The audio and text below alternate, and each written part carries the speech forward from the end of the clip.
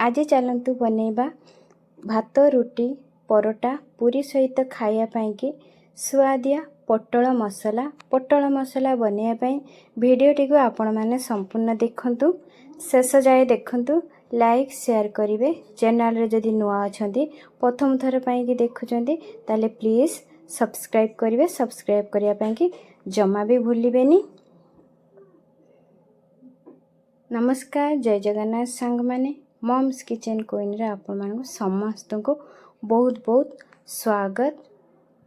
पोटल मसला बनैया कि एठी मु आधा किलो पोटल नहीं पोटल को भल भाव में धोई नहीं फ्रेश पोटल नहीं एटा देखंतु। तो मु एठी नेला परे आकु मु यार चोपा छड़ेबिनी तो मु आपण मानक गोटे देखे दूची केमती चोपा छड़े कि ए देखंतु एमती आपण माने एमती स्पिलर साहाय्य रे एमती चोपा छड़े कि भी आपण माने एमती नहीं परिबे नहले मो भलिया एमती देखंतु ता पछपट ये देकी मु एमती यार हल्का हल्का खाली एमती करके सब चोपा गुड़िक बाहर कर नेबी। तो मु एमती नेबी आपण माने चाहिले यार चोपा मध्य छड़ी की नहीं परिबे।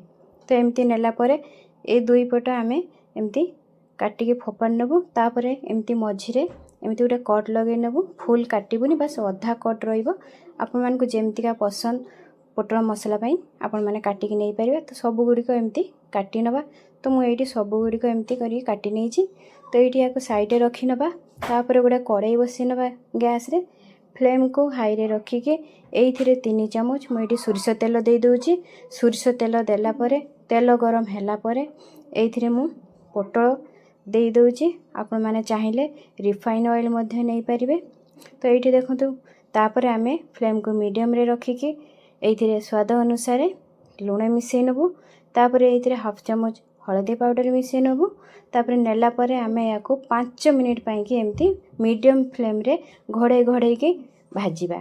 तो ये 5 मिनिट परे हमको देखंतु 5 मिनिट परे एइटी आउ घोड़ेबानी आउ 2 मिनिट पाई कि हाई फ्लेम रे आमे एमती भाजीबा। तो फाइनली ये देखंतु पोटल आमर एमती भजा हो गला याकु एबे साइड रखी नबा तापरे आमे आउ गोटे कड़ाई नहीं आसीबा कड़ाई को मध्य आमे प्रथम रु रखिबा हाई फ्लेम रे आउ सोरिष तेल आमे एइथिरे 3 चामच दे दबा आपण माने रिफाइन ऑयल भी मध्य नहीं परिबे।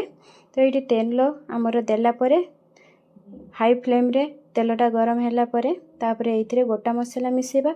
तो ये देखंतु मु गोटे दालचीनी नहीं 3टा गुजराती आ गोटे बड़ अलैची नहीं ताकू मध्य टिके खंड करिके पकेइछि देले कोन हबो ना भल वासना बाहरियो।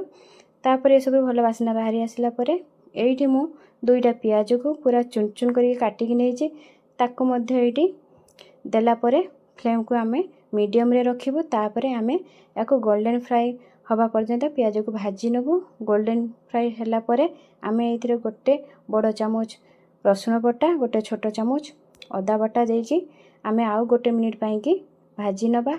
तो आउ गोटे मिनिट परे देखंतु एइथिरे आउ गोटे चामच जीरा पाउडर गोटे चामच धनिया गुंड आउ एइठी मु चिकन मसला नहीं गोटे चामच आपण माने चाहिले जे कोनोसी सब्जी मसला नहीं परिबे। तापर एइठी हाफ चामच हळदी पाउडर गोटे चामच आमे एइठी काश्मीरी रेड चिली पाउडर देइछि एटा भलो कलर आसीबो। तापर एतिके देला परे याको आउ किछि सेकंड पाई कि आमे मसला को मिसई नबा तापर एइठी आउ 2टा टमाटो को एमती तार प्यूरी बाहर करिके नेइछि तापर ताको भी मिसई नबा ता संग को एठी स्वाद अनुसार लूण देके याको टमाटो पानी सुखिया जाए आमे मीडियम फ्लेम रे मसला को आमे कसिबा। तो एठी आमे देखंतु एठी पूरा मसला रो हमरो देखंतु पानी सुखी गलानी माने टमाटर भलो भाबे हेई गलानी। एबे एथिरा आउ किछि पानी दबा आउ टिके मसला कसिया पई। तो मु एठी आउ टिके पानी देके याको आउ टिके कसिने भी भलो भाबरे तेल बाहरिया जाए।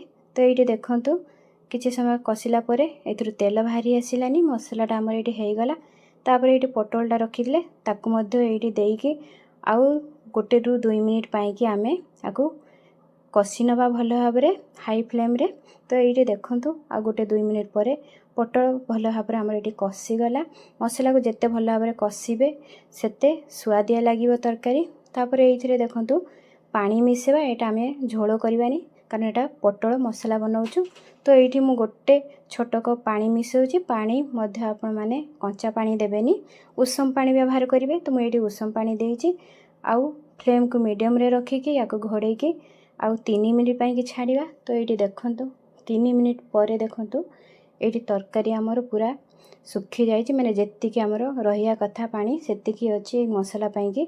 तो देखंतु तो एमती रखिए। ये पोटल मध्य भल भाव में सीझी जाइए, यार भल बास्ना भी बाहरी आसछि। एबे एइथिरे हाफ चामच गरम मसला पाउडर मिसई पारिया। आपण माने धनिया पत्र मध्य ये मिसई पारे। तो मो पाखे नहीं तो मुझे मिसईनी। तो ये देखते आ गोलई नेबा। तो ये आमर रेडी हो गला पोटल मसला। आपण माने निश्चय बनातु। पोटल मसला रुटी भात सहित, परोटा सहित, पूरी सहित बहुत ही बढ़िया लगे। निश्चय बन के खातु। आउ केमती लगिला कमेंट माध्यम आपण माने निश्चय जनइबे। भल लगी मो चैनल को लाइक शेयर सब्सक्राइब करने जमा भूलिबेनी। सब्सक्राइब करेंगे ता सांग को बेल आइकन बटन को दबाई देबे। तो पुणी देखा गोटे नुआ वीडियो रे। सेते पर्यंत रहुची। जय जगन्नाथ।